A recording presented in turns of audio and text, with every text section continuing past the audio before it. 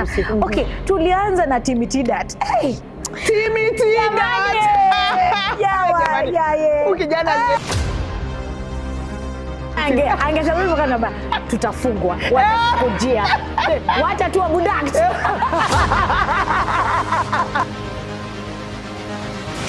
My best co-presenter that I've ever had was Mwakide. Oh, Mwakide. We had this amazing connection.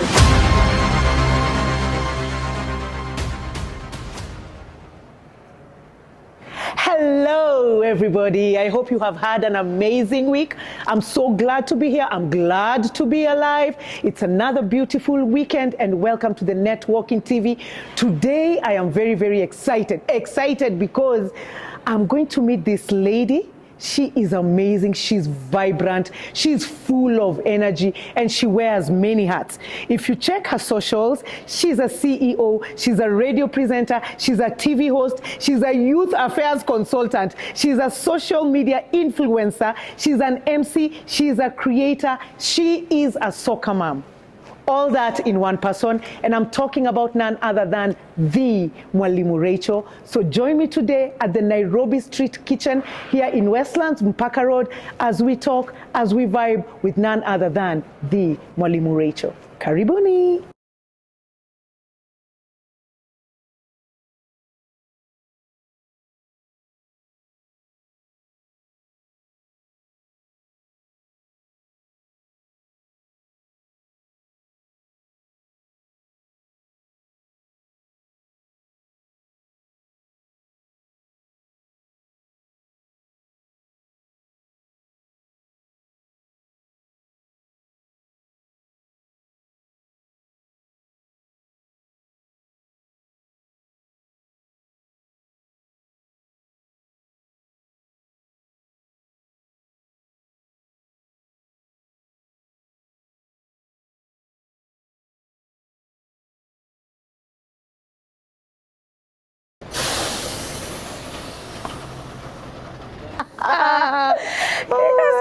Good to see you.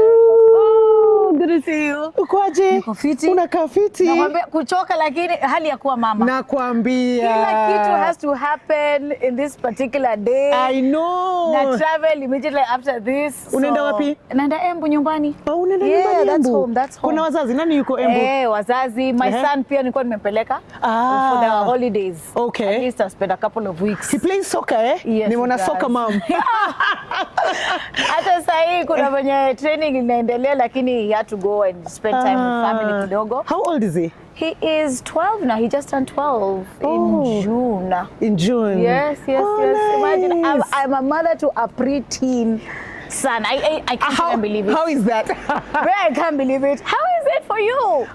It's crazy. Tips. It's crazy. It's How crazy. old is Ninio? He's 15. He's 15, you see? Yes, he's 15. You need to tell me what to prepare for, because sahi niko clueless. Mimi nakwambia, first of all, but I think hata wewe tayari una experience zile za uwezi tu kumwambia fanya hii, atakuuliza why? Oh yeah.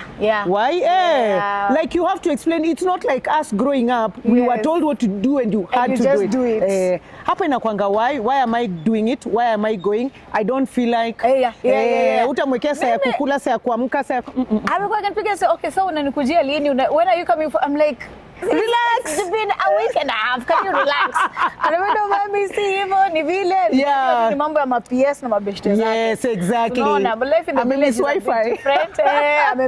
Lakini uzuri ni hata uko home, imagine by now. Oh, there is. Stima iko, wifi iko. So it's actually quite modern. Yeah. It's only that I think had ya connect na the cousins kwa sababu Waembu wamezaliwa na huko Embu. So he misses his friends and here. And now he's missing his friends. So you're going to pick him up? Yes, I am. Na next week unajua shule zinafungua. Si ndio, ndo maana naenda.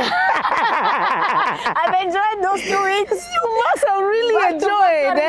Nakwambia. I sleep as much as I can. I allow myself. Yeah. I allow myself to be lazy. You know that lazy bum? Yeah. Kwa couch. Kabisa. Kwanza ni weather hii baribari, kuna blanketi. ni kuangalia tu ma series.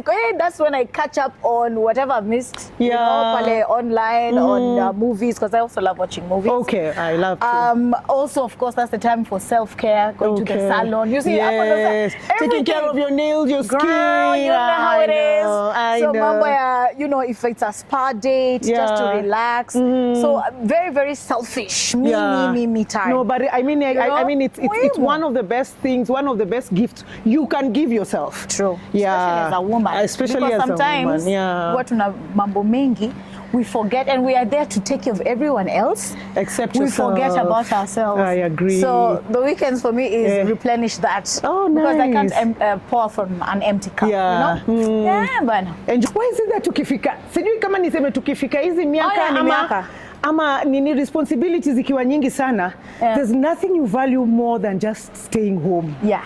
And watching a good movie. Also, you know why? Because you've almost done it all. Oh. I mean, what concerts haven't you attended? Especially again in our industry. True that. Yeah, True that. entertainment. Yeah. Kila kitu ambayo ingekuwa excite back in the day when You were already starting, did. You did it. So I always say I regret nothing when it comes to what I was able to do when I was younger in the entertainment field. Kama ni kwenda out. Hizo all-nighters, club hopping, umefanya. When Westlands was Westlands. I know. You know? Place ilikuwa na club after club after club. those black diamond, those red tape, crooked cues. Get it. I mean, and it was this street. Yeah. It was actually this street around this area. Yeah, true. Once you accept, okay, it's time when you're young, be in your youth, enjoy. Yeah. Then now, ukianza kuzeeka na kuwa na majukumu. Move with the stage. Move, you know, give others now that chance, because I don't even now go to clubs like that. Yeah. I would go for concerts. I would go for, you know, na but not clubs. events, but not really actually the clubs. Ukienda clubs saa 3 ikifika unashinda. Kama ni club dinner appearance, and I have to tell them by 10 I am out. Okay? Because you know it's a way of getting income. Yeah, true. Tunasaka jamani. Nairobi tulikuja kutafuta. Karibu, tukae chini, tupige story, tuko hapa na Kevo. I love it. Niaje Kevo? Hi Kevo, how are you? Good, and you? I'm fantastic. So Rachel, when usually vile si uanza, we eat and then we drink. Oh. But today I want us to drink as we I love it. It's the weekend anyway. So what do you like? What do you have, Kevo? Nini ambayo unaweza nitengenezea kitu sweet? Mimi napenda vitu tamtamu. Ka cocktail hivi ka tamtamu nini? Give me a vodka would be a nice base. Yes. I'll take a gin. Yeah. A gin tonic and something I don't know. All right. Yeah.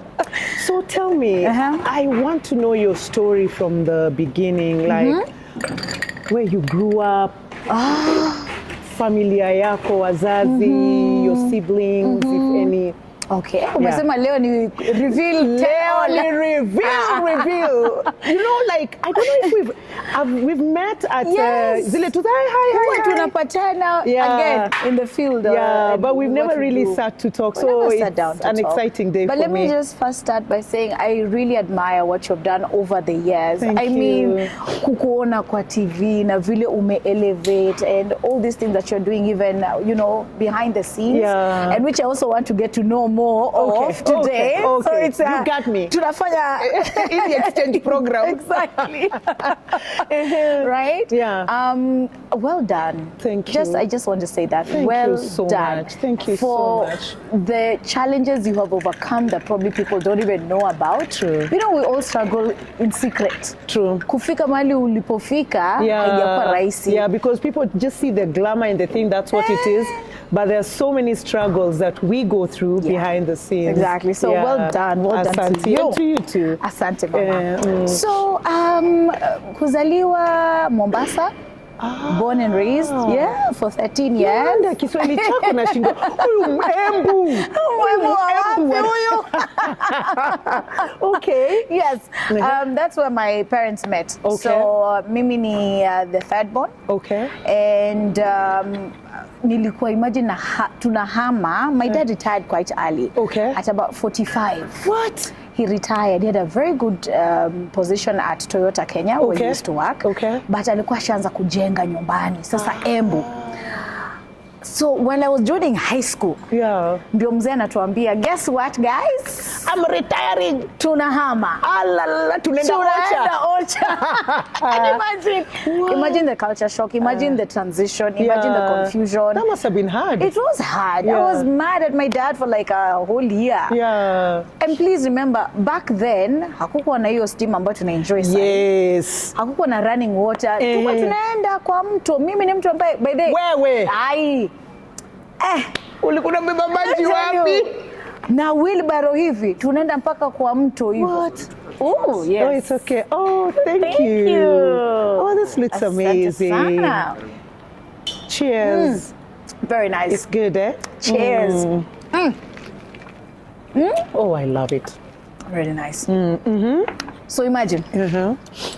Kuteka maji kwenda kwa mto. Kama na zile jerrycans ama unaekelea kwa wheelbarrow zile kubwa. Tunasukuma. Kama ni kutembea kwa matope, unajua ukiwa young, yani hiyo ndio ilikuwa raha yetu. Sasa kukinyesha, tuna slide na vitu kama hizo. What a transition, man. I tell you. It wasn't easy because of, I guess, the language barrier kidogo. Our parents never taught us that language, jamani, Kiembu. Sasa ndo tunabambanya kidogo ile asalamu na kuelewa. So high school was actually a very good time for me, like one of my fun times. Imagine it, when other kids were crying, mambo ya kuwa homesick, wameachwa because boarding school. You actually enjoyed that? I loved boarding school. Who enjoys boarding school? It's crazy. One of the best times. I think ile kuachiliwa sasa. It was a compensation for I had been in my parents' house for, say, 13 years, right? Because even primary school ilikuwa day school. Very good school in Mombasa. But now I was trying to have my own identity. My own concept of fun now, I had to derive it somewhere because it's not in Embu. It's not the same life as in Mombasa, unapata. Your teenage life sasa ndo ningeanza kwenda kwa beach kidogo, ningekuwa na boyfriend, ningekuwa unaona. So I felt I was robbed of that. So sasa nikasema I have to make the best out of this situation. So what do? I joined drama club, music festivals zote nilienda. Art scene hapo sasa. Nilikuwa vibrant. And high school was the one that was provided that for me. True that, And making my own decisions, unajua, kujipanga, kuwa msafi na nini. So that is why I'm telling you, nili enjoy high school. I didn't complain. I don't complain at all. Mambo kutaka maji ile unapanda kwa tanki. Kule juu. Unaiba maji usiku wa banane. Sababu unajua mkishikwa hiyo kesi. It was so dramatic. So for you, entertainment started at an early age. Like in high school, you already had that Yonjaya entertainment and stuff like that. For sure. And I knew somehow I belonged in that world of entertainment. I came alive, every time I was on stage. Hizo ma solo verses, kama hizo ma dances tunafanya, working with the entire group as well. Drama nilikuwa nafanya, act to set books kidogo. I always used to love it whenever now guys would come and act. Those are my heroes. I know. Oh my gosh. We did that, by the way. We did a lot of set books in so many schools, including so many different places. And I think for me, it was just the reaction of the kids, like seeing this book come alive. You have no idea. And that for me was what helped me also pass my exams. I came to realize much later, but now I realize visualization for me is very important. I need to see it. I need to understand it from that aspect. Because you have a creative mind, that is why. So that now I can remember. Sometimes I may not even remember names or years, but I'll remember what happened. I'll remember the gist of it. So for exam, inansaidia history. I took up history because of that as well. Hey. High school was a nice time, but so after kumaliza high school umefanya drama and everything. Babangu alikuwa hapendi by the way story. Lakini kuna wazazi walikuwa hivyo seriously. Wazazi walikuwa wanasema is a waste of time. Yeah. Watoto wengine wako class wanasoma, wewe ati huko umeenda drama. Meru ku act. Anashindwa mbona nalipa school fees hapa. Aje sasa. And I had to just tell him, you know what, this is something I'm very passionate about. Kwa hivyo nikubalie tu. Mother sometimes alikuwa tunadanganya, tunapanga njama. Nahitaji pocket money kwenda. Yes. Uko hizo festivals, si ndio? Pesa iliisha kununua mikate shule. Extra. Unamwambia nini vitu zako zilibiwa kwa box? Naambia mom sasa hapa akisema sasa wewe nitafanya 1-2 I love mothers for that man. I love mothers for that. Nikuletee 200 pale over the fence na baba yako asijue. Yeye anajua kabisa unaenda drama. Mother anajua naenda drama. Father ajui. Atakuja kwa fence anipatie shika. Na nende drama nirudi so long as si fail mitihani. Yes. Oh bless her. Nilikuwa tu na maintain my grace. Yeah. At least. Hiyo ndio ilikuwa saving grace. So ulipomaliza high school alafu? Sasa I had to work very hard. Unajua, let me tell you, kama kuna motivation. The number one motivation for me to actually go to the University of Nairobi. Yeah. Ilikuwa lazima, yani nilikuwa nasema siwezi enda kusomea Embu. Nataka kuja Nairobi. I'm coming to the city. It is this grace that are going to propel me to the city. Father alikuwa shatuambia, in fact unajua kuna University of Embu inajengwa hapa, kwa hivyo by the time ukimaliza mimi nakwambia ungesomea huko, uende uolewe huko, ufanye kazi huko. Walai. Nilikuwa nasema Mungu wangu jamani nisaidie. So I did everything I had to do, whether it was getting into a group, ile mnafanya group study group, study group. Late hours nilikuwa na night miguu ndani ya ndoo ya maji baridi. So yako ilikuwa for survival. Oh yeah. I did, trust me. I tell my dad even today. Yeah. Nobody's paying me enough to actually take a master's degree. I'm sorry. Yeah. I'm not doing it. I'd rather do short courses. Study if it's taking a course on AI, on marketing, on all these short courses. Yes, yeah. Hiyo nitafanya. But niambia miaka ingine 4. Hiyo ni milioni ngapi zingine? Sasa mimi hata nimeshindwa, kuna wale watu na ni mtu mzima yuko na familia, yuko na bibi, yuko na watoto. Ati now I'm doing my PhD. I'm doing my masters. I'm like, for how long? No, I'm just going to do it for 6 years. I'm like, what? You know what? Bless their hearts. I know. Because maybe for them kuna kitu wanataka. Unaona kila mtu ako na ile azma yake. Kweli. Oh, you permit them and you say all the best. Lakini baby, nilimaliza degree, nikapatia mzazi, nikasema chonjo. Ndio hiyo degree yetu. So you did a degree in what? I did a degree in, so it was Bachelor of Arts, which my dad did not like at all. Alikuwa anataka usome nini? Alikuwa anataka kitu ambayo iko na more iko na title. So, you know my daughter is an engineer. Thank you. Alikuwa sema Bachelor of, unajua BA inaitwa Bachelor of anything. You know back in our day walikuwa wanaita hivyo. Bachelor of anything. You don't really know where you belong. Chukua business administration nini. Nikamwambia nitaenda nijaribu ni change pale kwa administration block. Sikuenda, nilimdanganya baba yangu. Nikamwambia hata unaisho. He already knows. I confessed. Because I knew this day would come. And many, interviews that I've been on. So I had to tell him I went, but my mathematics was not a good grade. I got like a C or a C minus. So my maths and my other like physics were not so strong. Wakakataa, wakasema baki tu hapa kwa Bachelor of anything. Bachelor of anything. Sasa huko you choose anything. That's what's called anything. There are many courses or units. So chagua kati ya hizi 9. Uchague 3. Mimi nikachukua ya kwanza sociology. In my head, when I, being a fresher, this sounds like a very fun unit. I'm doing sociology. I'll be socializing. I am going to be meeting people. Maybe there'll be a bit of traveling here and there. So let me take up sociology. Kilikuja kuniramba baadaye. The other one was language and communications. This was the closest I could get to mass comm. Okay. Mass comm was only being offered to parallel students. Okay. Mimi mtoto wa HELB, Jamani. ile regular, utachukua zile ziko, hakuna ingine extra. Okay. So this was what was offered. Okay. So I took up language and communication, I took up sociology. Ya mwisho, sikuwa nataka sana. Ulichukua nini? Political science.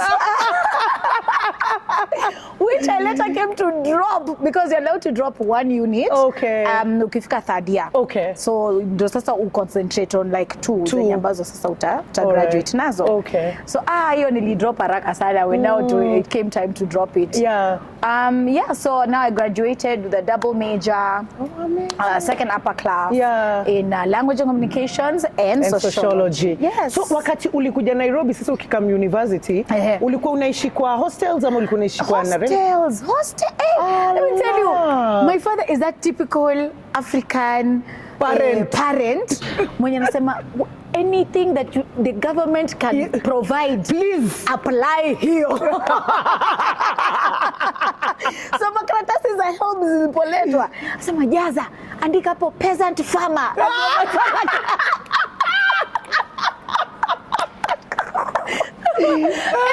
Okay, he was a farmer. Yeah, he wasn't a peasant.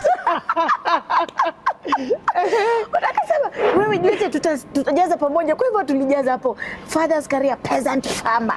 Sijui what structure of house. They used to ask some very detailed questions to grade you. That's interesting. You know, that is what they're doing now for the university model. That yes, najua wameclassify tofauti, but that's exactly what they're doing with that model now. So the law unafaa unyenyekee kwa hizo makaratasi chini. Wewe ni mtoto wa maskini. Yani hatuna hili wala lile. Hohehahe jamani, muturumie, nipewe basari, nipewe sijui nini. Sikupata basari lakini at least walinipatia hiyo loan. Now the HELB loan, was it at that time? I think it was 42,000. Oh, which was quite some money. It was a good amount of money because hapo ndo utalipia accommodation, hostel, utalipia pia tuition. Okay. So it covered everything. Ile kidogo sasa nile pocket money ya shopping. Hapo ndo fadhe angalau angesukuma na ananipatia. Again, best years of my life, campus. I think I just wanted to be far away from home. I was like, just take me anywhere. I don't care, just as long as it's far away, but within the city somewhere. Okay. Yeah. So what was your first job? Hey, my first job. Mebarikiwa kweli ya kwamba my first job was still in line with what I wanted to do, the bigger scheme of things. Okay. So, this one time, we were in campus. I know it's a story. Yeah. Yes, leading up to I love stories. Yes, this is storytellers. It comes naturally. So, one of my friends, tulikuwa bado tuna act na I used to do poetry, spoken word, nini. Still at the university? Yes, yes. I still carry that passion. Yeah. So, one time akaniambia, wajua nini? There's a new station ambayo inafunguliwa. Iko hizo Usazangara. Okay. They're looking for BAs wale ambao watapeana pamphlets kwa street. They're calling the street team. Ya kupatiana pamphlets kwa magari, watakuonyesha nini kwa traffic and stuff. Yes, to let them know about this new radio station that's starting. Okay. Might you be interested? It's kidogo money, but you know. Yeah. So, it's something, yeah. And it's in that world that I want to be in the media world. You sign me up. Yeah. So nikaenda. Ngara. Kwenda kule, station inaitwa nini? Ghetto Radio. What? Ghetto Radio kianza ilikuwa Ngara? Yes. Pale Sarakasi Dome. Yes. Hapo nilikuwa. Kweli. Yeah, pale karibu na nini Ngara Girls. Hapo. So nikaingia pale wakati wanatuambia you belong to this team, wanatuambia the times will be meeting up and everything. Yeah. Something in me just told me, you know what does it hurt? Ask if you can be their intern. Uliza tu. Yeah. It's a new station. I don't think wameanza kufikiria stories za interns na nini. But just ask. What do you have to lose? Yeah. So I asked at that time, huyu Mwafrika, huyu iko nini? Huyu, yeah, wa podcast huyu. Very first boss. So I stepped up to him and was like, hey, so this is who I am, and I'm really interested to be in the media world. In fact, I'm studying a little bit of it in uni. I would love to come on board as an intern to learn. I just want to learn. I don't care if you don't pay me, mimi. Aina wasiwasi. Mimi nataka kuwa kwa hii space nione how things run. Kaniambia, unajua lakini utalipwa because hatuko tumefactor in. Nikamwambia akasema sawa, when are you register? Nikamwambia hata Monday niko sawa. What? Na hapo ndo nikaanza. I think aliona ya kwamba nilikuwa nimejidedicate sana. I would always show up. Okay. Every day, Monday to Friday, and I'd actually go to the field, ile Vox Pops. Nilikuwa na mtu ambaye sana ni train kunipeleka na kunifanyia hizi those recordings. Exactly how to work with the recorder, how to mingle with different people, because kumbuka ni Ghetto Radio. Exactly. So the audience is very different from watu wangu wa uni, watu wa the other side of town. So ujue how to interact with. So unaenda mitaa tofauti, Kije, Kibira, wapi, kupata news stories from the ghetto. Bosi wangu akaona amekaa amechangamka. Anza kuniambia sasa takuwa nakupatia 100 kila siku. At the end of the week ndo napewa hiyo 500 bob. Hey, mimi was a millionaire. There's nothing to tell me, bwana. What are you really? 500 bob per week. That to me was like, and then I'm learning at the same time, and I'm involved in this industry that I've always enjoying wanted. it. I was so happy. Wow. Nikakaa hapo 6 months. Sasa nikaitwa kwa ofisi. My boss was like, I need to hold your hand and tell you your internship is over. Oh, yeah. And we have to let you go. Why? Because we can't get you to work here. Kwa sababu you're not of the ghetto lifestyle. Unanipata? Kuwa hewani, you have to be about it. We are real. We can't get somebody ambaye tuseme ni mtu wa middle class, uptown. Alafu you will not relate. True that. You see? True that. And behind the scenes, we already have people who gather news, nani. So the best we could do was give you this opportunity. You've really done well. I'll give you a wonderful recommendation letter, which he did, by the way, true to his word. And hapo ndio kazi ikaisha tuseme. Lakini sasa, kabla ya kuja Ghetto Radio, nilikuwa nimeenda auditions. Again, a friend of mine alikuwa amekuja hapa na karatasi gazeti. Akanionyesha, nimeona hapa kuna station inafunguliwa. Let me tell you, kuwa na marafiki who know what you're passionate about. Talk about your passions. Talk about what you want to do. True that. Because if you hold it inside, I may have an opportunity, but I'll never think of it because I don't know. This is what you want. You see? So live it, breathe it, speak it, sleep it. Yani kila kitu. So he came with that newspaper advertisement. Akaniambia, I think you should go for these auditions. Kaambia, sawa, ati kwa wapi? Baricho Road. Station naitwa nini? Homeboyz Radio. Okay. What do I have to lose? I to get my friend to take you. Caroline Gorobi, but then she's in the theater world. Yes, Gorobi is my friend. Gorobi tumefanya naye sana. Kabisa. Tulienda na Karo. Wakos. Bas. Yeye ndo alinipeleka, twende wote. Okay. Tukaenda different, unajua sasa there were different rooms with the different tuseme sisi adjudicator ama ni judge ama wale ambao whatever. Mimi kaingia room gani ya John Raba. Sema kwa starstruck. Huyu ni yule John Raba nimemuona. H2O na manini zile, yani kasema mimi sasa nikasema kila kitu ambayo ati nilikuwa nimeprepare out the window. So he's asking me, tell me about yourself. I am the third born in a family.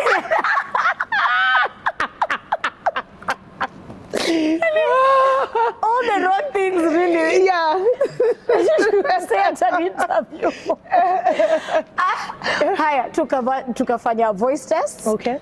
Tukapewa scripts, tukasoma nini. Haya, tukamalizia. Okay, just make sure you've written your name, contacts, and make sure it's correct, because you never know. You may not be picked for this round, but we'll be adding on to presenters later. Okay. And we need you in our database. So make sure unaandika the correct number, email, nini. All your details, yeah. Mimi na Karo tukatoka hapo. Nauze Karo, hey, how was it? So it wasn't that bad. Nikasema, mimi nimeflop.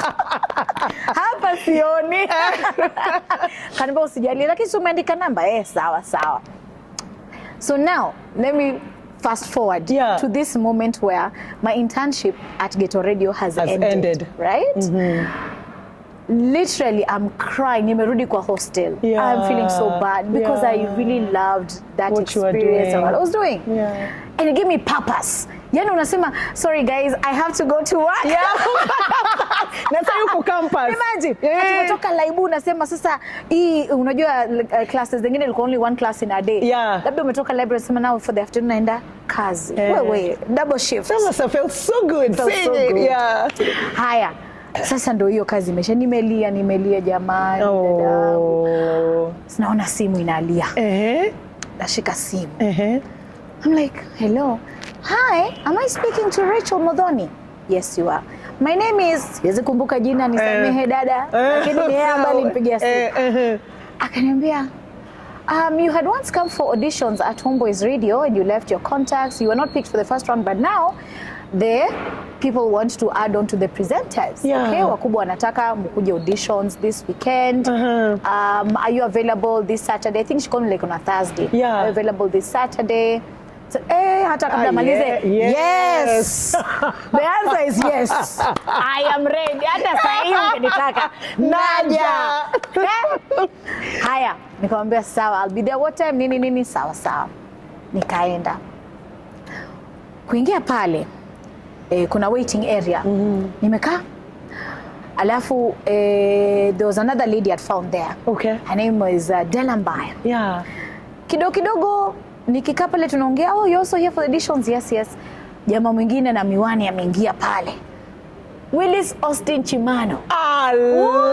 Huyu moja Sauti Sol. Anatujoin pale.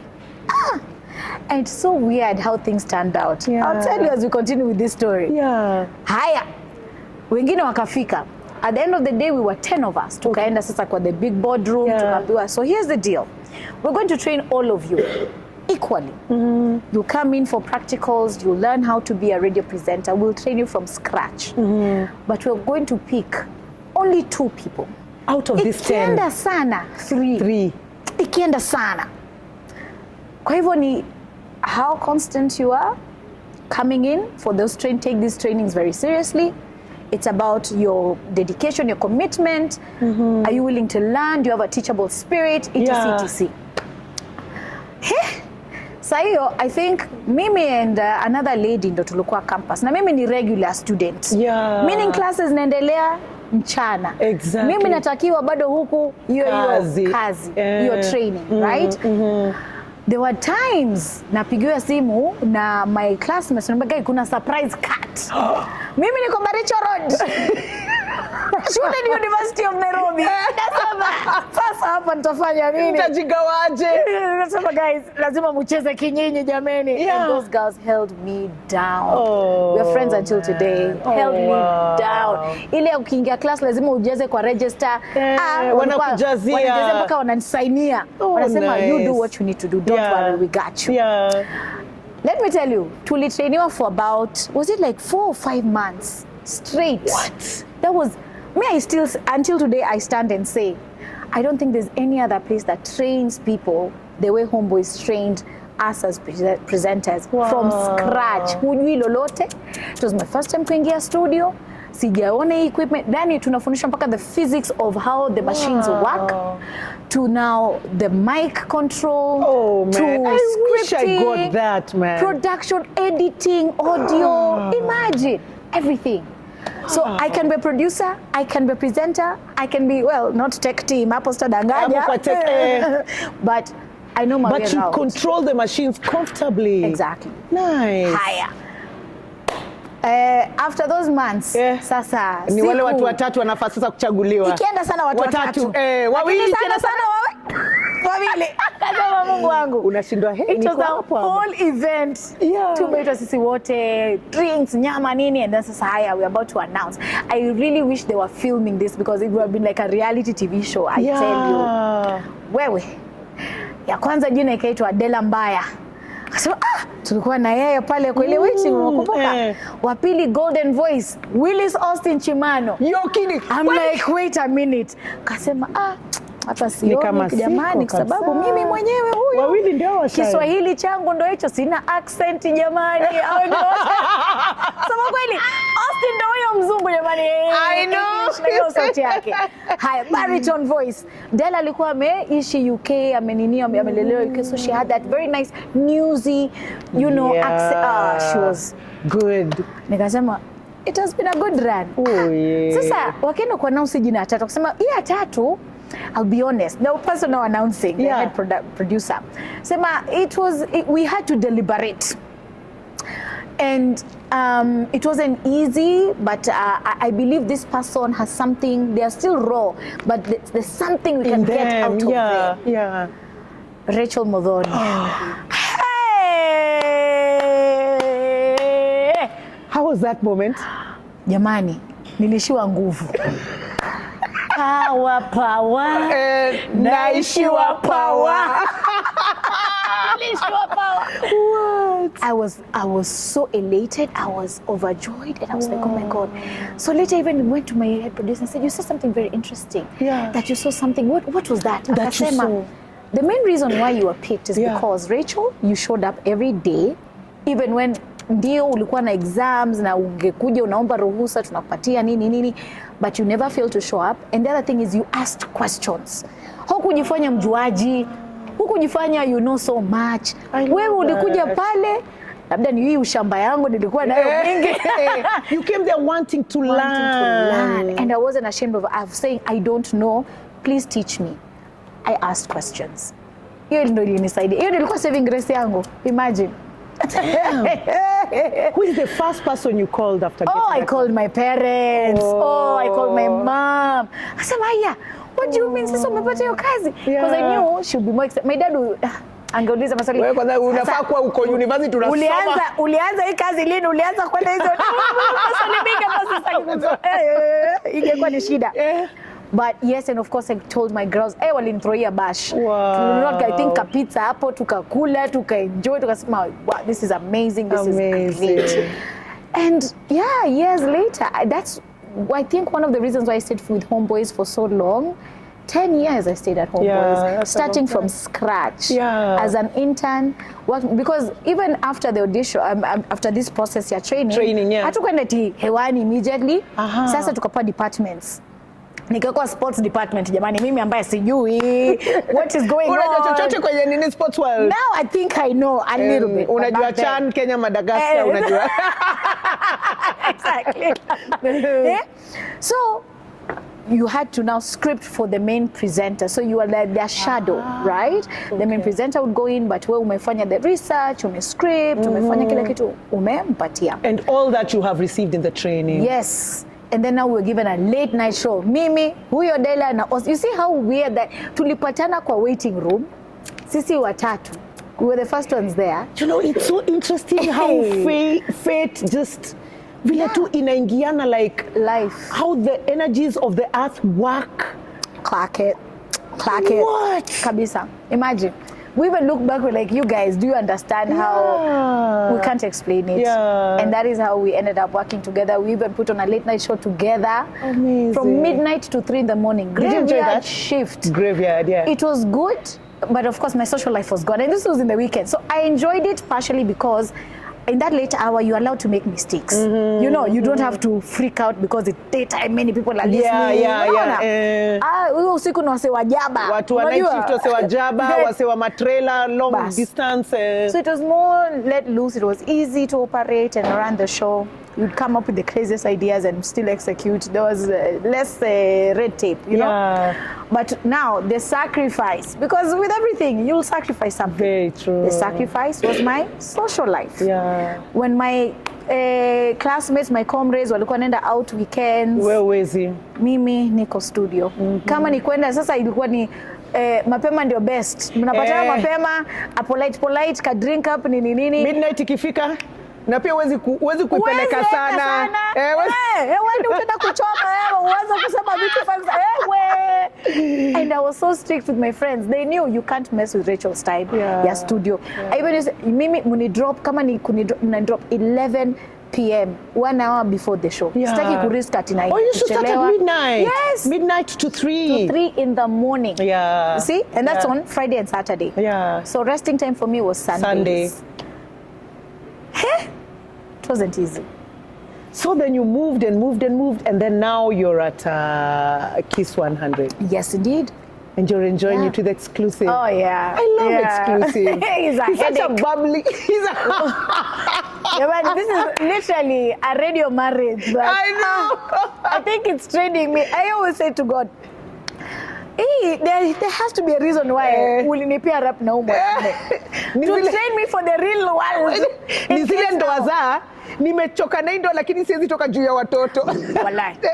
Wallahi. So sitoki. So here, better the devil you know. Yeah. You know? Yeah. So when we even started working together at Energy Radio first, it was friction. It was friction, you know. Yeah. I'm a woman, he's a man, and you know, we're all opinionated. I'm a modern woman, and my outlook in life sometimes a bit too aggressive. And he's an African man. And I want to prove that even me, I can be respected. You know. Yes. And I think in that moment I was really in my masculine energy, trying to prove that you also need to take me seriously. Yeah. You see? But I later on came to find out, oh my goodness, there is power, there is strength in leading in your feminine energy. As a woman, being soft does not mean you're weak. Having an agreeable stance. I don't always have to disagree. And I know radio sometimes we have to play that whole bad cop, good cop. Yes. But kuna situations zingine, I'll say you're right. Yeah. So you know what, you're right. You're right. You see, we don't have to just be antagonizing all the time. Yeah. Sometimes, you know, you're right. And that's how I also view things, you see. So hiyo kukaa pamoja jamani imekuwa ni miaka ngapi sasa? 8. No mwanamume. I don't even believe it myself. Mngekuwa na mtoto angekuwa na miaka 8. Imagine. Wewe mtoto anatafuna githeri vizuri sana. Imagine. So yeah, he's I wouldn't say he's a joy to work with. I don't know he's going to be watching this. He's going to be watching this.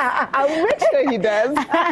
But he laughs because he knows what I mean. I say he's not a joy to work with. But he's a very good colleague and someone that also helps me become a better person through our interaction on radio. Okay. Yeah.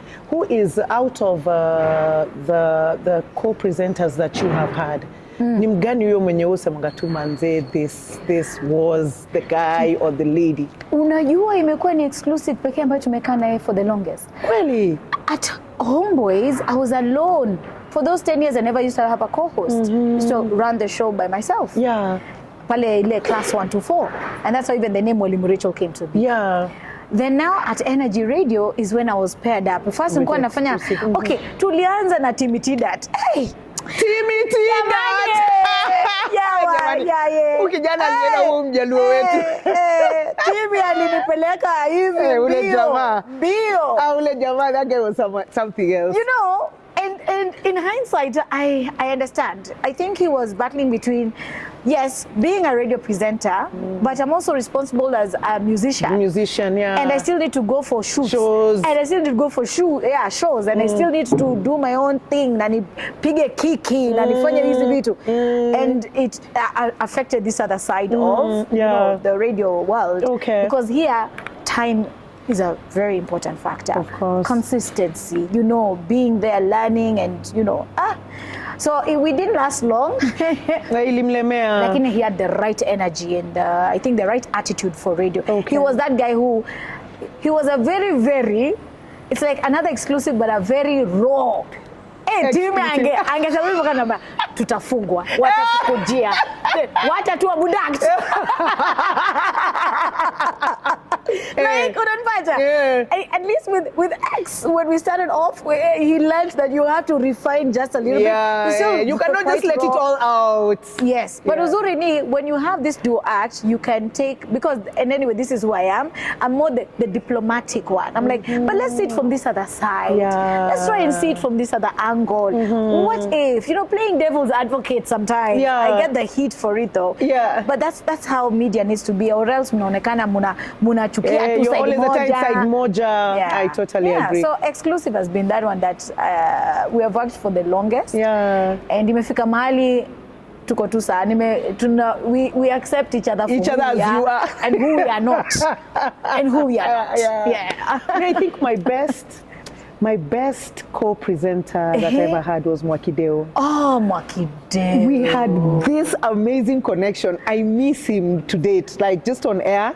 Mwakideo was just that guy. Mwakideo and just like you say, there's so much you learn from exclusive, just being with him.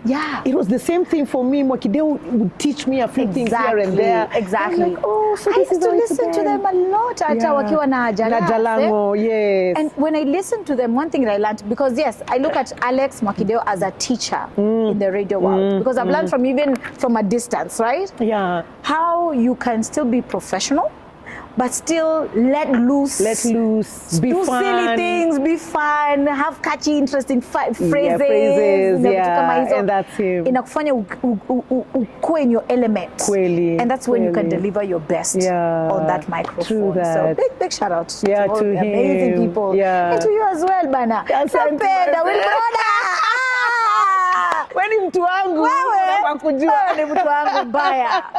Alafu unajua unaongea, unaweza switch from mtu as an observer of what is going on, tuseme in our country or in society, but pia kama mama.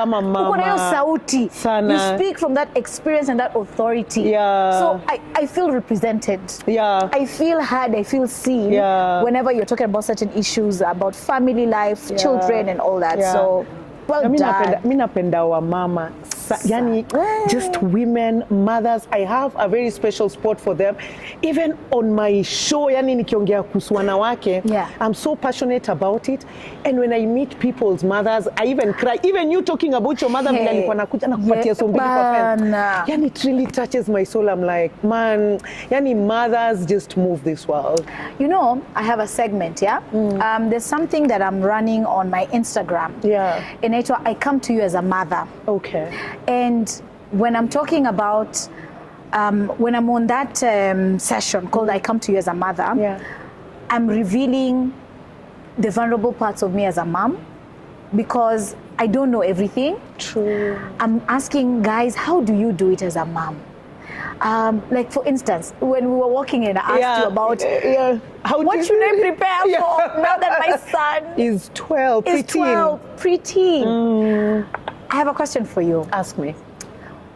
What are some of the things you had to unlearn as you were now becoming a mom and getting into that new phase in your life? Because maybe we were parenting from what we were taught, right? What we saw our parents doing. Exactly. But then you have to, unajiita mkutano sema, maybe this is not the way. Working. What was that thing, or maybe two things you had to unlearn?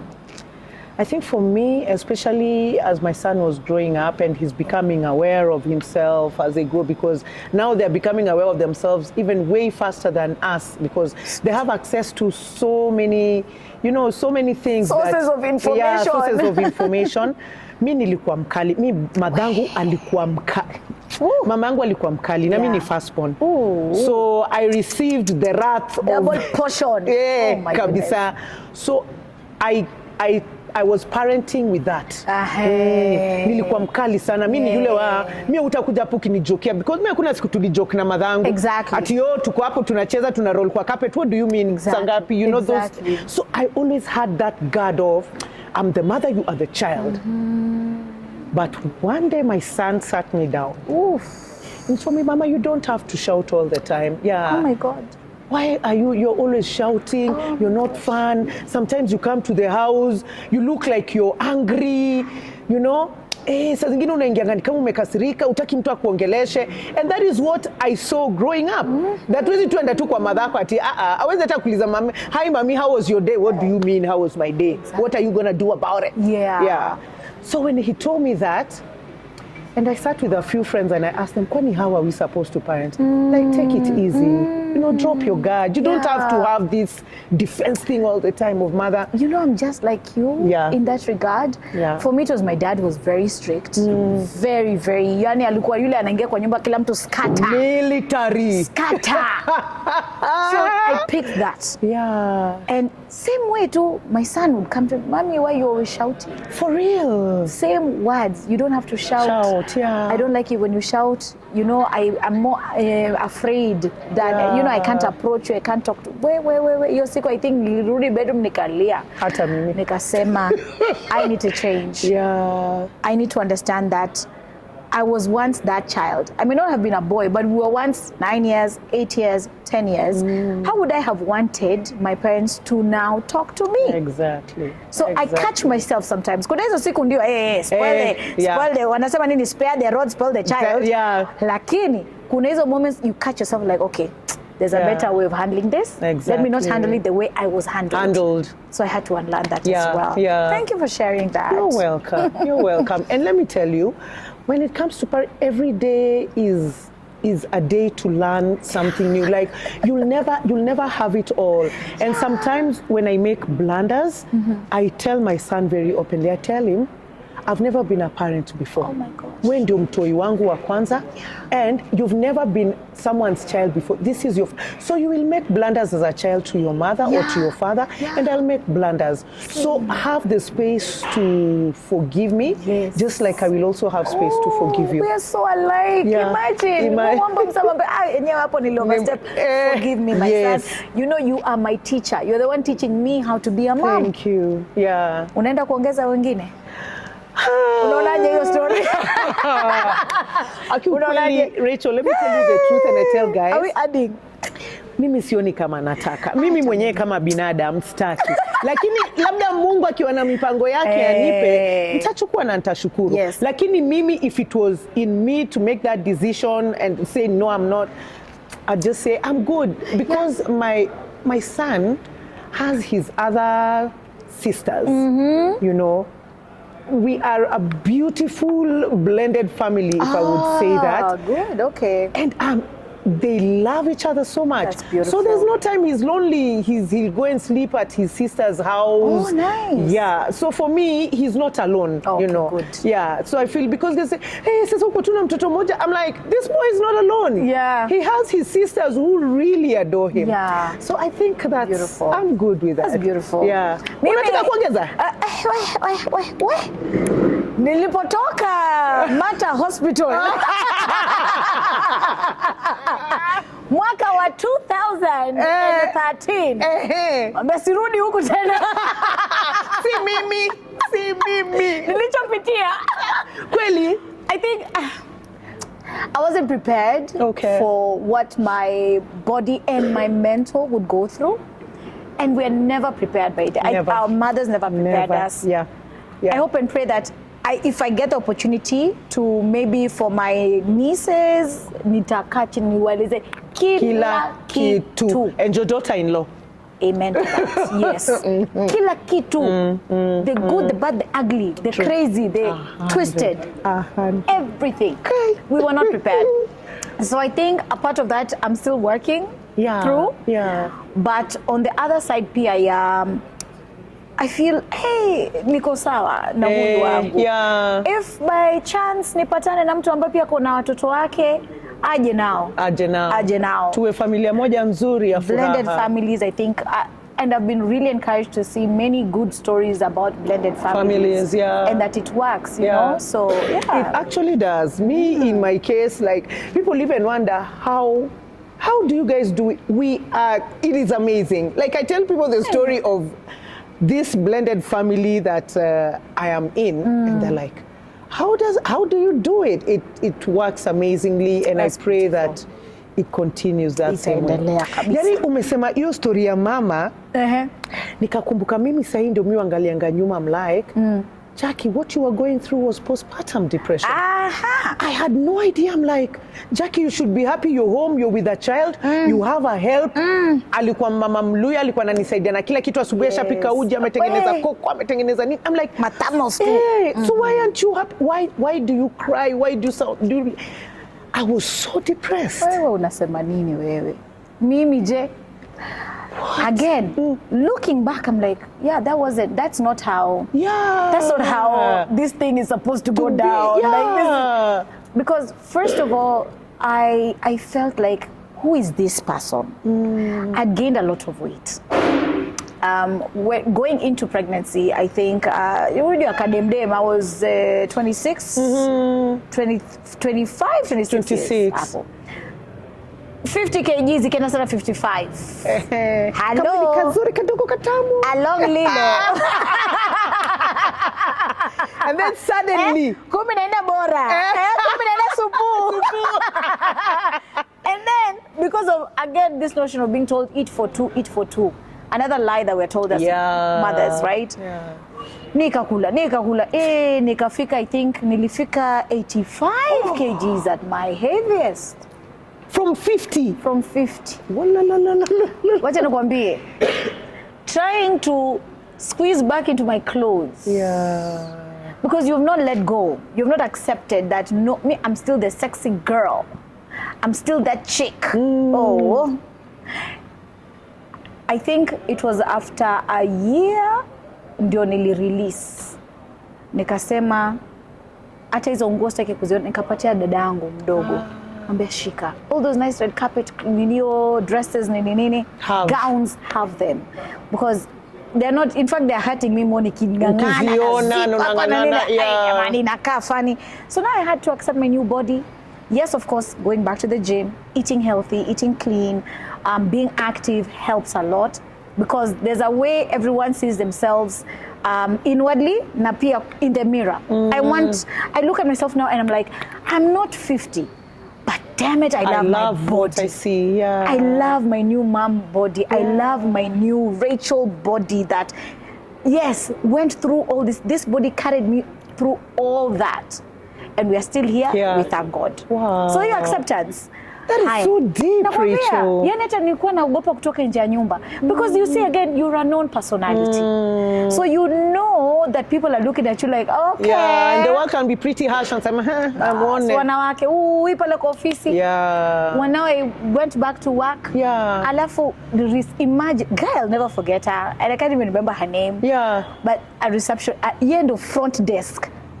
The first person you meet ukiingia. Imagine. Every day nikiingia alikuwa na comment about your body.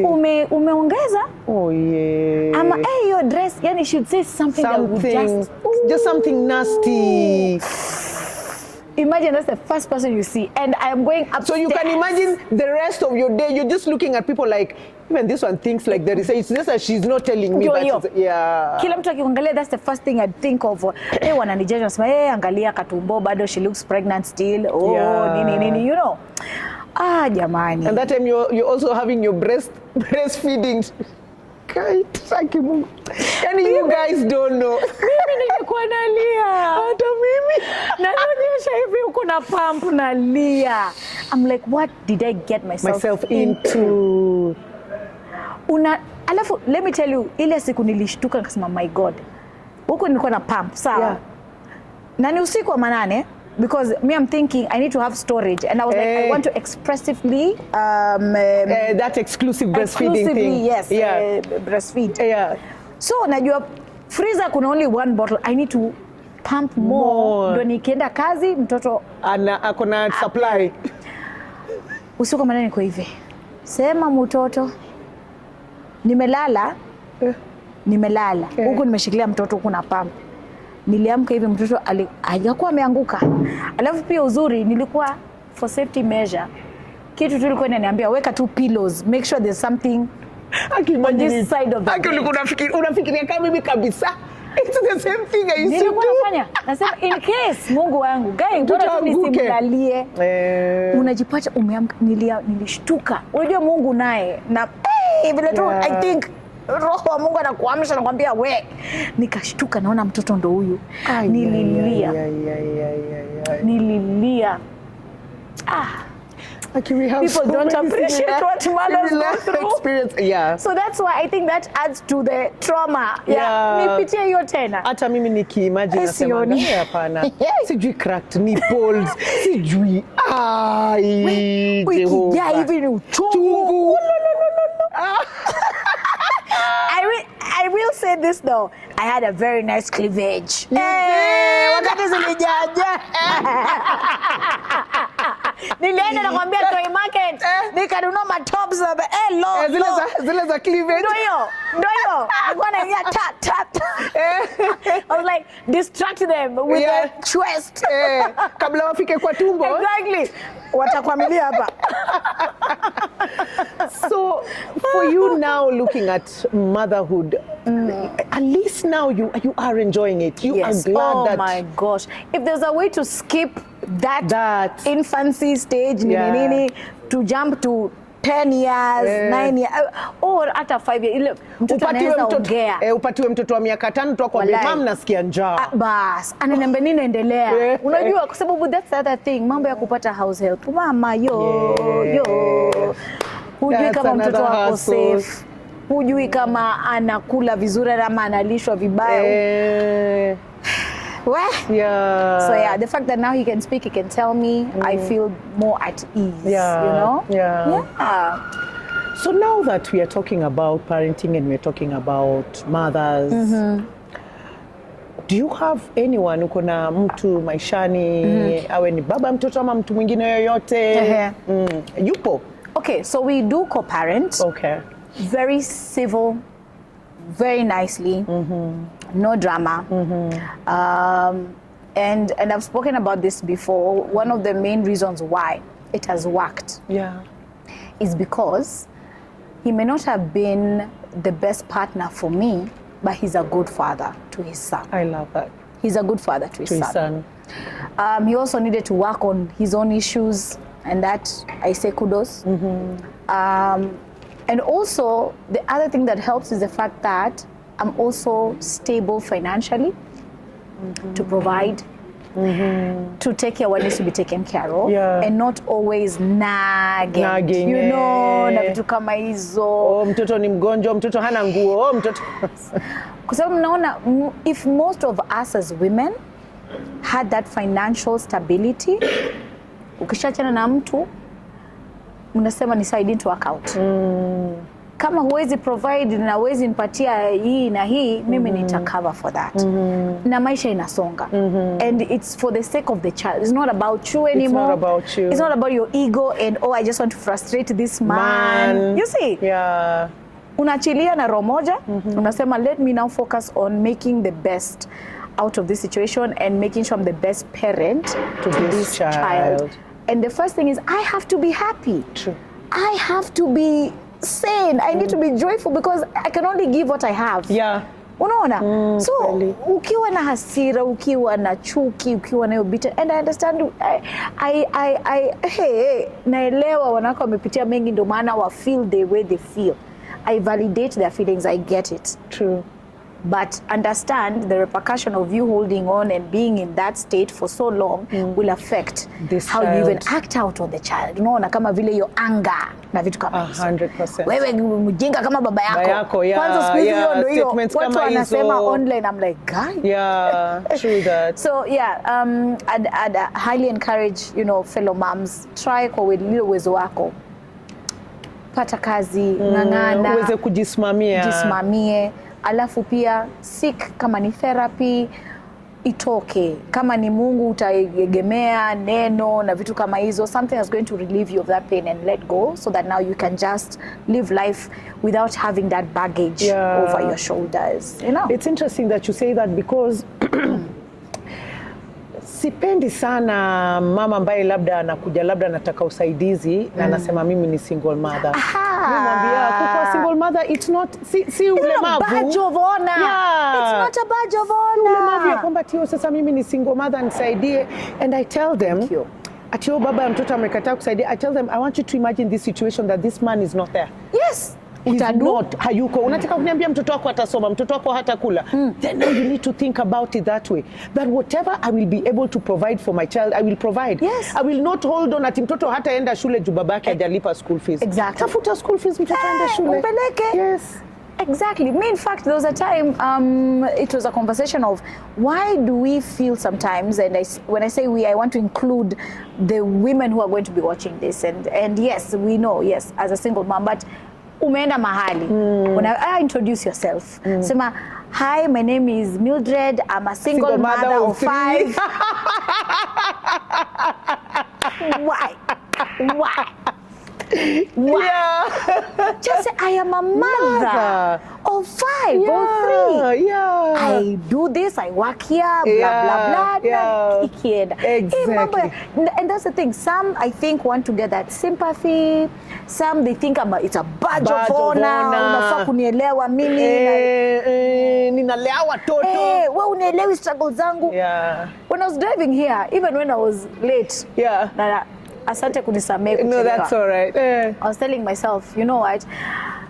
In my head, the thought was like, hawajui mimi leo niko na safari, mtoto, house help wangu by the has bailed on me. I don't know where she is. I had to do laundry. And I was like, you know what?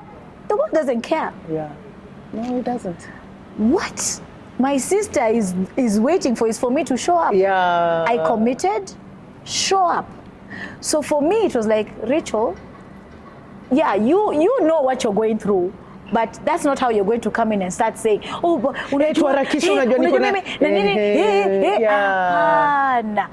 show up gracefully, happy that you've been granted this grand opportunity to be here, to connect with somebody, because every interaction for me is sacred. Every person you meet, there's a reason why you meet them.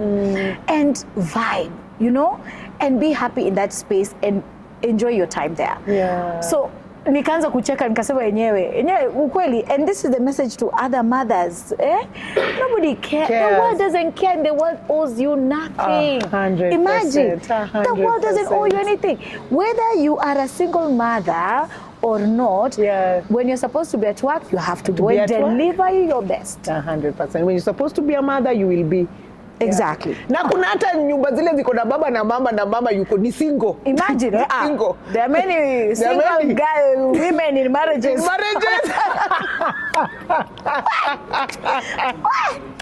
So one last thing, because let me tell you, here we can go on and on and on and on. You're such a vibe. Honestly, you're such a vibe. No, we have to hang out. I love that. I would love that. Yeah. Kabisa. We have to do a nice hangout. Yeah, that would be really nice. I see, because I've been going through your socials, you love to read as well. Oh, yes. What are you reading now? What's the book you're reading? So currently, it's a book called Playing Big. Okay.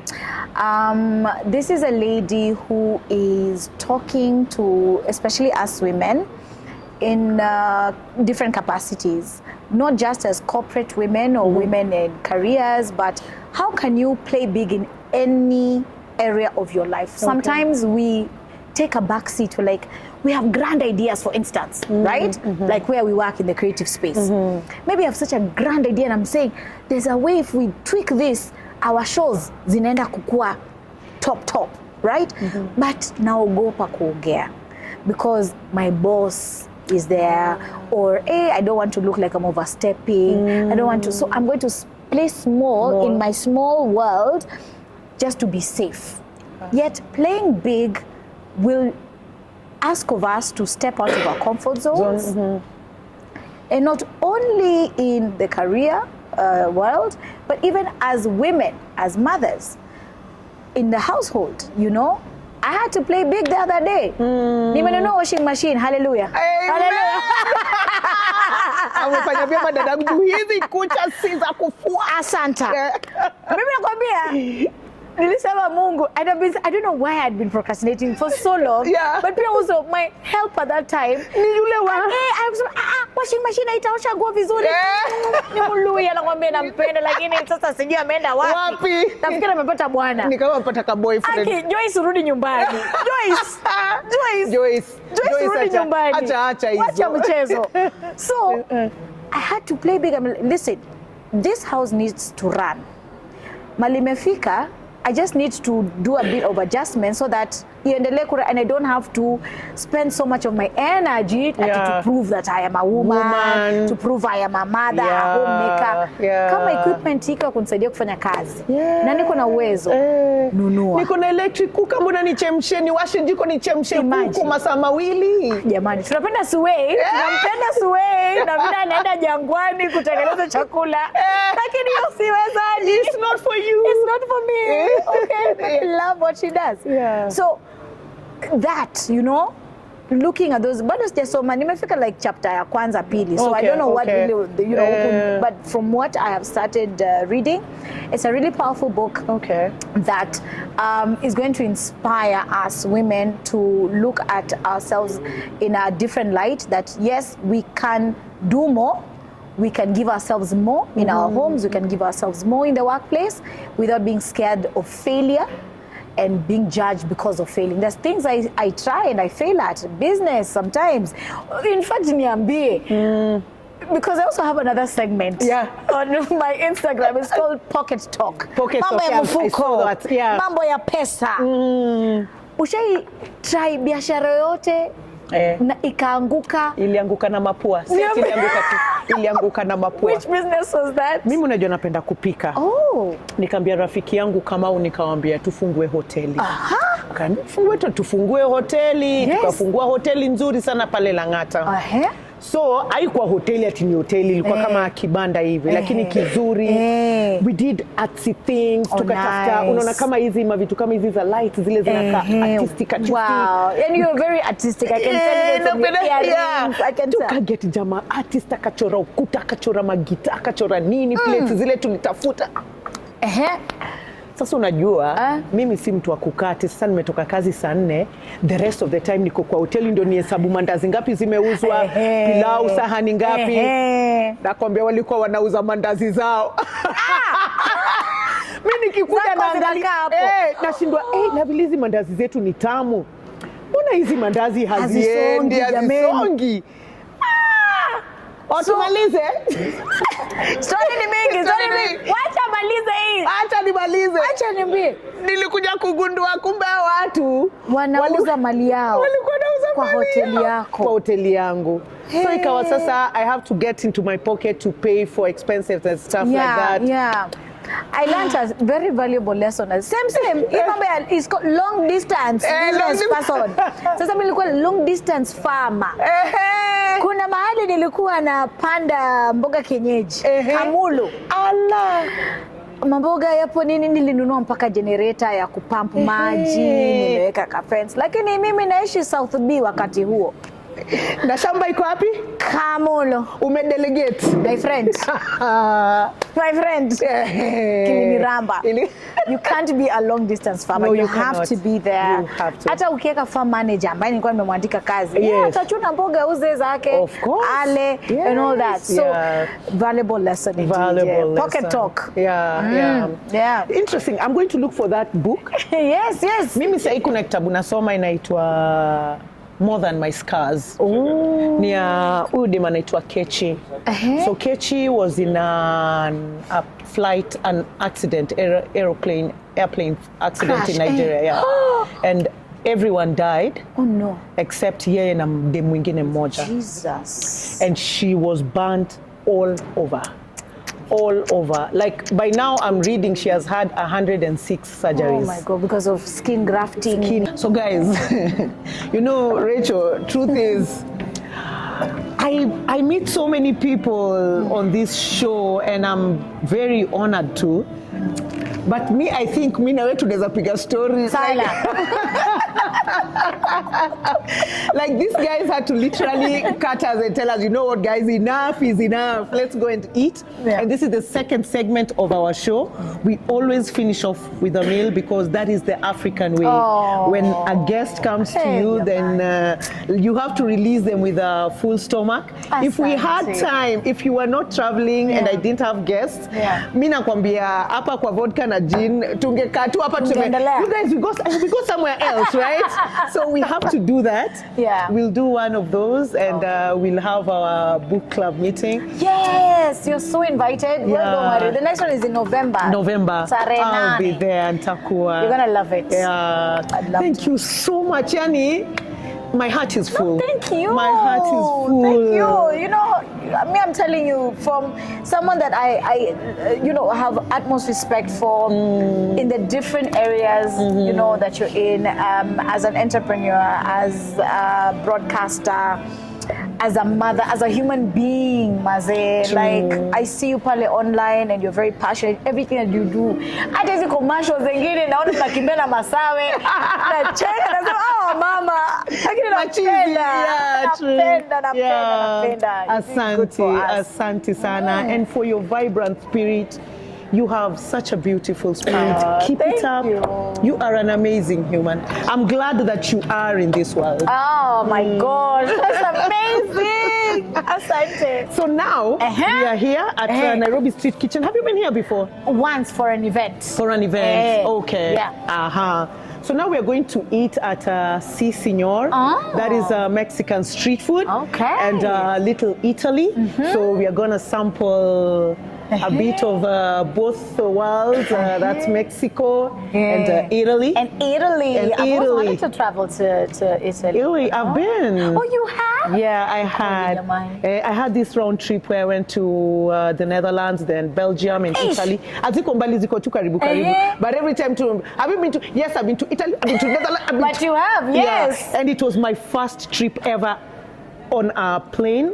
Oh. My dad is the one who was getting me the passport. He was so excited, but he's like, are you sure you are going? Yeah. Unaenda ukweli? Naambia daddy naenda. Gosh, how old were you at that time? I was 20, I think I was about 24. Gosh. Yeah. Umeanza kutravel mapema. Nimeanza kutravel mapema. Sisi ndio tuko in our traveling era. Tukiongea. So it was a very exciting moment for me. Good stuff. And when we went to Italy, it was they had a chocolate festival. Oh. So there was chocolate all over the streets everywhere. Allah. Can you imagine that? Huko nisiwahi enda basi. Because utatoka bila meno. So food is here. Yes. Oh, I love the way they serve it. Oh. Sure. Hii ni nini? So, hapa tuko na babacoa. Babacoa. Babacoa. A slow cooked lamb for 8 hours. Oh, wow. So very tender, very juicy, very sweet. Hey, kushikwa na hiyo. I know. So tofauti hapa naona kuna this is pomegranate. Yeah, pomegranate.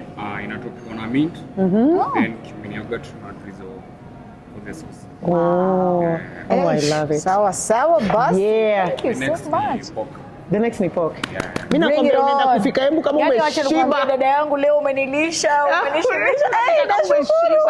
Karibu sana dada. This is a blessing. Asante sana. Let's dig in. Yeah, let's dig in. Ombea chakula. Sema tu hata kama ni alhamdulillah.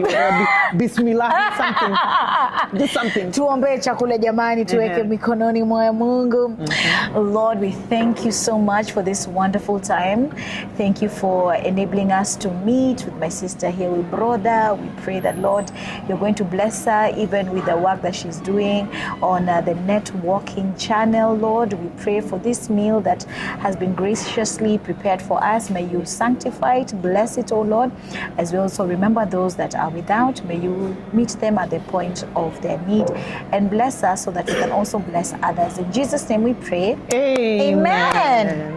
Amen. Hata watu waone nimeomba manze. Watu wako mtandaoni wanasema mimi ni atheist. Msijudge. By the way, Rachel, I didn't ask you about sailors. Hii story imeishi for so long. Imeishi for so long. It is. What is your question? My question is, you had a good run with them. They did really well. Ukiwa now. Do you have any plans of maybe Are you going to ask that question hata wewe surely? Nauliza tu yani na roho safi hata sina roho mbaya. No, Zileza, it's been asked so many times. Yeah. And I always give the same answer that I don't think we will. It's not in the books. And that was just another chapter in my life. It had a good run. And now we move on to other things, you know. I'm still in the business of helping young people develop their talent. Currently, I'm linked up with a dancer. It's called Al Chapo. Al Chapo is a dance instructor. So I have this community of young people that I mentor because mentorship is a part and parcel of who I am and also the Mwalimu Rachel brand. Yeah. So with El Chapo, I realized just recently that he's actually a dance instructor. I didn't know. Nilikuwa namuona anataka kufanya muziki sana, but nikaona kitu kwa page yake, ngombe oh yeah boss, let's do dance videos together. Okay. And then of course I pay him for that service. Yeah. And then I market him on my platforms with his number and how people get in touch with him. You see, so the passion has never died. Okay. It's only that now it has changed focus to people that yes, are willing to be helped, and I can help promote in my small level and my small capacity. But I believe greatly in what they can do at the end of the day. Okay. So maybe at that time I bit off more than I could chew with sailors. Yeah. I wasn't ready for the nitty-gritties of running that operation because I was also doing my own thing. You see? Yeah. Yeah. So now I'm just looking towards what my company can do. And without me being the face of it also. You just being behind the scenes, eh? Yes. Okay. I needed to understand that you don't have to always be at the forefront. Because I think it's also an ego trip. Unataka onekane mimi ndio nimefanya, mimi ndio nimesababisha. Unanipata? Nakupata. Naelewa ni showbiz, but it's not necessary. True. Kampuni iko. Staff is there. If they can carry on, yes, I'll make the decisions at the back end. But another great lesson that I learned when it came to running this. This is. This is Italian now. Thank you very much. Wow. Asante sana. Shukran. Yeah. One of the major lessons that I also learned was with putting your face on everything that you are doing also opens you up to a lot of criticism, unnecessary attention, judgment, misunderstanding as well, because watu wanaweza pinpoint ni wewe. Unanipata? Bala kujua it's a whole machine that is working. It's a whole company that is working. So lesson learned. So at that time, there was a lot of backlash. Of course, a lot of things were said, especially on social media. How did you deal with it? Did you just only weka tu nje ukasema, you know what, me sitasoma hizi comments, sitaangalia, mimi nitaendelea na maisha yangu, or how did you deal with it? Yeah, I mean, you have to take a break from the noise, because there's a lot of noise that happens on social media. Know thyself above all else. Know who you are, and sometimes you may end up reading things and mpaka unaanza kujidoubt. Unaanza kubelieve kile watu wengine wanasema ama. Right? But no, when you step away from the noise, you discover really who you are in your quiet time. You take accountability. You seek the right support system, parents, close friends who know you, and they'll even remind you, imagine this is who you are. You remember when you did 1, 2, 3? That's you. Remember when you came through for me and you did, that's who you are. Remember when you went through this hurdle in your life and you still were jovial? That's who you are. You have to fight to get back there. Wow. And you can't do that with noise, all the noise and things in your eyes. So come on, could disable account, disable kwanza. Take time out. Take time out. You got to put yourself first. And also something that really, really helped me was running to God, because Mungu amenionyesha. Amenionyesha. Yani zile za at the end of the day, I got you. Nitegemee mimi pekee. Napenda. Nitegemee mimi pekee. People will fail you. Systems will fail you. You will even fail yourself sometimes and disappoint yourself. But God will never disappoint you. Even when you think things are not working out. It's in your hands now. Yeah. Ule uwezo wangu and in my stubbornness, hapa ndo nimefika. From here, take over. And the minute I did that, peace. I got a lot of peace. Got rid of the anger, the bitterness, the frustration of that time, and thinking nobody understands me, nobody's listening to me, and I stayed quiet. If you realize, I was quiet for so long. So ulikuwa tumeelea, be still and know I am God. And know that I am God. Napenda sana. Hapo sasa. Yep. Any crazy radio? Where? Mr. Producer anauliza, any crazy moment, like one of those moments you've had.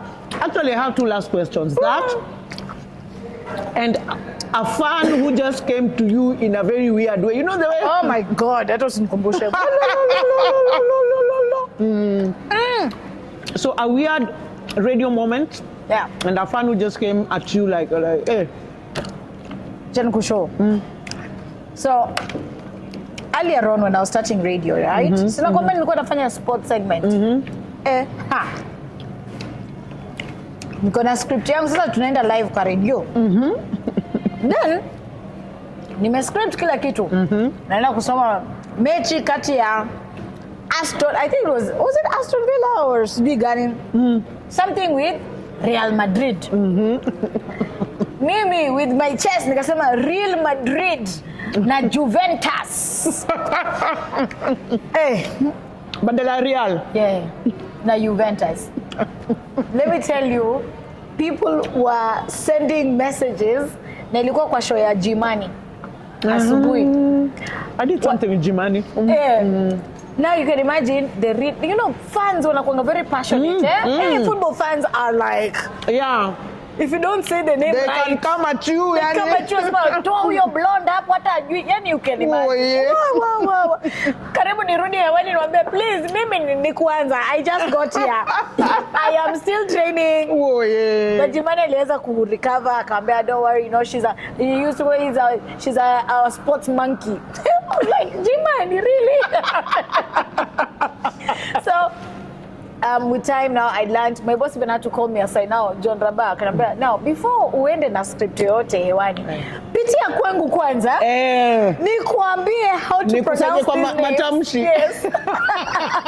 Na sana kujaibisha na pia kuaibisha kampuni. So that was I'll never forget that. Yeah. Weird fun moment. Wow. Shabiki. Amesema tu hizi matiti za Rachel. Hizi ndio nimekuwa nikiona hizi. Acha nikwambie. Well, this was when I was pregnant. I was heavily pregnant. I was like maybe 6-7 months, right? I was still doing the radio show. Kwanza nilikuwa nafanya KBC. There used to be a music show. Na bado nilikuwa naenda hapo na udumbo yangu ile tumbo na nini. Nilikuwa hapo tuna dance nini, it was a music show. And then immediately after I'd got now for the radio show at Homeboyz, connected the Fix. You are working at 2 radio stations? I was at a TV station, KBC. That was TV. KBC Channel Y. TV. Hii ni Sunday. Na ilikuwa nacheza secular music. Alafu immediately after nakimbia radio station sasa Homeboyz. The reason was because it was a Homeboyz show on KBC Channel 1. Ilikuwa ni show yetu tumetengeneza, tumewauzia. Umepata? Nimekupata. So mishahara hapo ilikuwa inaingia miwili. Miwili my sister. Ulikuwa unasikia. Unanipata? Ulikuwa unasikia vizuri. Hustle is real. So nimetoka hapo alafu nakimbia radio show. Haya. Now I started noticing something on my Facebook. Kuna mtu alikuwa anani DM. In his mind we are a couple. Mimi ni bibi yake. Are we together? Ananiandikia message ni kama vile unaweza achia bibi yako message unamwambia hello sweetheart. Leo na ulitoka mapema kabla tuonane. Haya. Ilikuwa hivyo ati baby you are glowing, I love it, I can't wait. That's a weird, you are a weird man. Sasa si whoever you are. Si ungoje nikwambie. There is more. So this one Sunday right? Nimetoka KBC nimeenda sasa Baricho Road. Nimemaliza kipindi. Nikishuka chini, unajua sasa naenda kuingia gari niende. Napatana na jamaa hapo downstairs. Nikakumbuka profile picture, nikamuona ndio huyu. And you know, bwanako amefika. Bwanangu amefika. It was like a young guy, by the way. He wasn't even old. I think he was even younger than me by like 2 years or something. Yeah. And he was just saying, nimekuja tu kukusalimia. I had to run back up. And then, you know, now you are pregnant. Fully panic. Yo! I had to run back upstairs, call my producer, get him to come and get this guy out. Security had to be called. What? That was crazy. The weirdest thing ever. Mpaka sasa nikaescortiwa. From then on, like, every time nikitoka nilikuwa sasa na hiyo phobia. Because now you want to check maybe kama amerudi. So nilikuwa naescortiwa mpaka na make sure umeingia gari and then now I go home. Well, that's so weird. That's so Imagine, Kardashian. You know, like I'm like, I don't want to worry about like this, like to bother like this. You know, like this mimi, jamani. Anakuambia, baby sweetheart, how was your sleep? Leo umetoka mapema. Anyway, ukirudi nyumbani nimekupikia. That's crazy. That's crazy. La. Crazy maneno. Imekuwa nzuri. Napigwa picha. Tunasema kwaheri. Tunasema kwaheri. Wewe sema kwaheri nikiwa na kula hapa. Asanteni sana, imekuwa ni njema. Imekuwa ni njema. Mimi nimefurahia. So thank you so much. Keep watching, subscribe, encourage your friends, your relatives, your husbands, your wives, your mpango za kando to subscribe. We don't care who they are, we just want them to watch. Subscribe. So thank you so much. This has been the Netwalking TV. I've been your host, Jackie Nyaminde, with the very, very, very beautiful Mwalimu Rachel. Oh, thank you so much for having me. This was so much fun. It was. Subscribe, guys. Subscribe.